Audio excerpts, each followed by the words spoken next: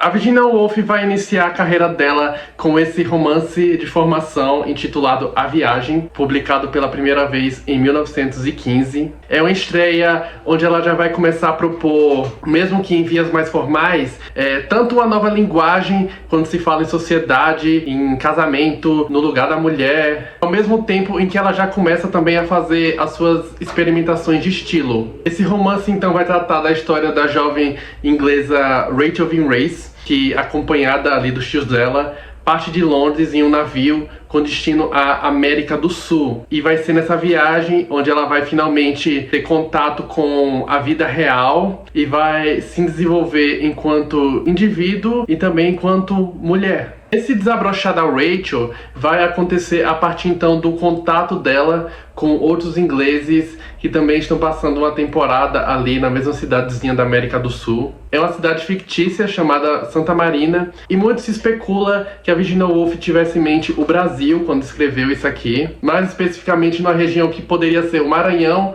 ou o Pará. Enfim, o que vai acontecer é que a história da Rachel ela vai se desenrolar a partir do contato dela com outros ingleses da alta sociedade londrina. São ingleses que, em uma terra tão distante, tão exótica, tão contrária à ideia que eles fazem de civilidade, vão formar essa espécie de assembleia, vão sempre manter aqueles hábitos que eles tinham na cidade.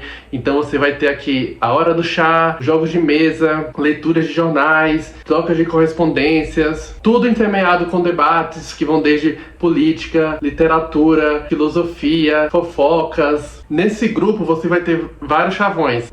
Então você vai ter o empresário, o político, o intelectual pedante, senhorinhas que estão sempre interessadas em amenidades. Aí você vai ter também a jovem feminista de aspirações revolucionárias. Tem outro jovem também com aspirações artísticas. Então o amadurecimento da Rachel vai partir justamente desse movimento em que ela vai sair da Inglaterra para se alienar em uma espécie de miniatura da Inglaterra. A Rachel então vai ser essa outsider que vai transitar entre todas aquelas figuras sem necessariamente pertencer a nenhum daqueles grupos. O interessante é que desses encontros ela vai se entregar ora a discursos muito transgressores, ora a discursos que são bem conservadores. Ela vai se deixando influenciar, ela vai aprendendo a se posicionar, ela aos poucos começa a assumir uma atitude muito mais frontal a respeito da própria vida, vai amadurecendo uma visão mais crítica do mundo. Então vai ser justamente desses contatos que o romance vai se desenvolvendo. Só que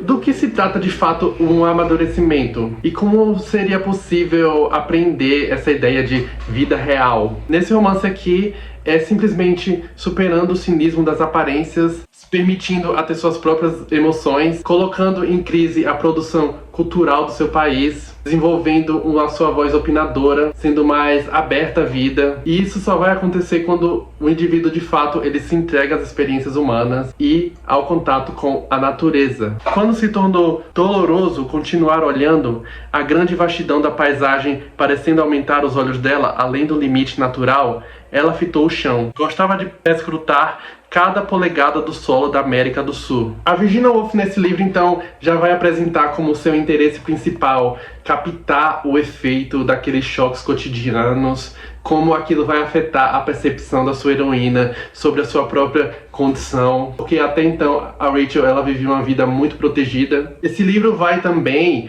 em muitos momentos, assumir uma vertente de sátira social, meio ridículo como aqueles ingleses que estão em um local paradisíaco, eles se fecham dentro de suas próprias rotinas, de seus próprios assuntos, de suas próprias referências. Eles se limitam apenas a se relacionar com outros ingleses que estão passando temporadas ali também. Até que perto do final do romance, a Rachel ela vai encontrar ali um meio termo e vai fazer isso propondo um novo acordo para uma instituição que é muito discutida aqui ao longo desse romance, o casamento, mas eu não vou mais dar detalhes sobre isso. Esse é um livro também que ele vai acabar sendo geograficamente um pouco capenga. A Virginia Woolf ela descreve plantas e bichos que passam muito longe de serem parte da fauna e da flora da América do Sul. A gente não tem tigres. Além do mais, tem uma cena entre a Rachel e a tia dela, a Ellen Ambrose, que vai fazer as vezes de tutora ali da Rachel. É uma cena em que elas vão passear ali pelas ruas de Santa Marina e você percebe na descrição que a Virginia Woolf faz das pessoas e daquele ambiente uma estética bem tipificada do que seria uma cidadezinha latino-americana. Tem figuras ali nas ruas bem passionais, sexualmente abertas, bem histriônicas. Enfim, é bem engraçado, mas esse não é um vídeo para condenar a imaginação colonizada da Virginia Woolf, até porque o ponto do romance aqui é outro. Ela não tá tão interessada em fazer um relato antropológico. Aquela cidadezinha da América do Sul aparece aqui justamente para servir como uma espécie de redoma alegórica, onde se pode trabalhar essa ideia de isolamento. Ou seja, é a partir dessa experiência de descolamento que vai nascer não só um panorama da identidade nacional daqueles ingleses, mas acima de tudo, como é possível alcançar a independência do espírito. É possível perceber também aqui nesse romance, embora ele seja estruturado de uma forma mais tradicional, que a Virginia Woolf ela já tinha interesses muito particulares que iam além de contar uma narrativa convencional. Aqui você vai percebendo como ela vai traçando paralelos entre as situações dos ingleses,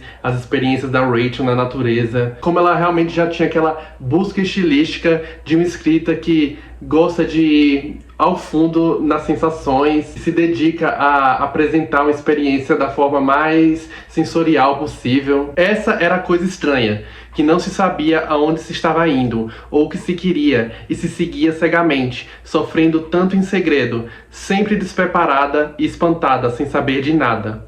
Uma coisa levava a outra, e aos poucos alguma coisa se formava do nada.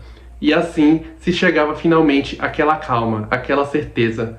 E era esse processo que as pessoas chamavam viver. Outra coisa interessante nesse livro é uma participação rápida, porém muito significativa, da Clarissa Dalloway, a personagem que mais tarde iria protagonizar um dos livros mais importantes da Virginia, o Mrs. Dalloway. Dado momento ali no começo do romance, ela e o marido vão pegar uma carona no navio onde o pessoal tá viajando para América do Sul, e vai ser o Richard Dalloway, o marido da Clarissa, que vai acabar protagonizando o primeiro choque da Rachel. A viagem me lembrou também um pouco a proposta dos romances do E.M. Forster. Foi outro autor britânico contemporâneo da Virginia, que inclusive era também membro do círculo intelectual do qual ela fazia parte, o grupo de Bloomsbury. Falou mais exatamente dos romances dele, Uma Passagem para a Índia e Um Quarto com Vista. O Forster, ele também escrevia situações em que o britânico aparecia enquanto estrangeiro em terras exóticas e que continham também como protagonistas jovens moças em formação. Então, afinal de contas, qual o saldo dessa estreia aqui da Virginia Woolf? Você vai encontrar uma escritora que se inicia com um romance de formação, que apesar de seus defeitos de percurso, porque às vezes esse livro aqui, ele cansa um pouco, ele confunde por vezes, contudo, é uma Virginia que já tem consciência